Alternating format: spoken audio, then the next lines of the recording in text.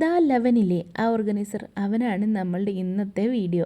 അപ്പോൾ അത് ബാക്ക്ഗ്രൗണ്ടിൽ നടക്കട്ടെ. എനിക്ക് എൻ്റെ കുഞ്ഞു സബ്സ്ക്രൈബേഴ്സിനോടും കുഞ്ഞു ഫ്രണ്ട്സിനോടും പറയാനുള്ളത്, നിങ്ങൾ ഈ പുഴയിലോ കുളത്തിലോ ഒക്കെ പോകുമ്പം നിങ്ങൾ ശ്രദ്ധിക്കേണ്ടത്, നിങ്ങൾക്ക് നീന്തൽ അറിയാം, പക്ഷേങ്കിൽ നീന്തൽ അറിയാവുന്നവരും പെട്ടുപോകുന്ന അവസ്ഥയുണ്ടല്ലോ, അത് വരുത്താതിരിക്കുക. കലക്ടർ ലീവ് തന്നതിൻ്റെ സന്തോഷം അർമാദിക്കാൻ പോയി കഴിഞ്ഞാൽ വലിയ അപകടങ്ങളാണ് നമ്മളെ മുന്നിലുള്ളത്. അപ്പോൾ മക്കൾ മാക്സിമം വീട്ടിൽ തന്നെ ഇരുന്ന് മഴ ആസ്വദിക്കാൻ ശ്രമിക്കുക.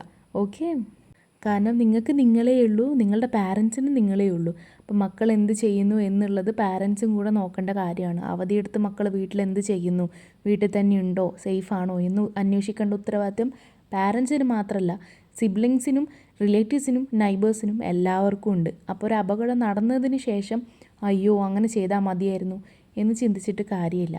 അപ്പോൾ മാക്സിമം എല്ലാവരും സേഫായിട്ടിരിക്കണം കേട്ടോ. അപ്പോഴേക്കും നമ്മളുടെ ഓർഗനൈസർ റെഡിയായി. നിങ്ങൾക്ക് ഇഷ്ടപ്പെട്ടാൽ ഒന്ന് കമൻറ്റ് ചെയ്യുക, ചാനൽ സബ്സ്ക്രൈബ് ചെയ്ത് സപ്പോർട്ട് ചെയ്യണേ. Okay, bye.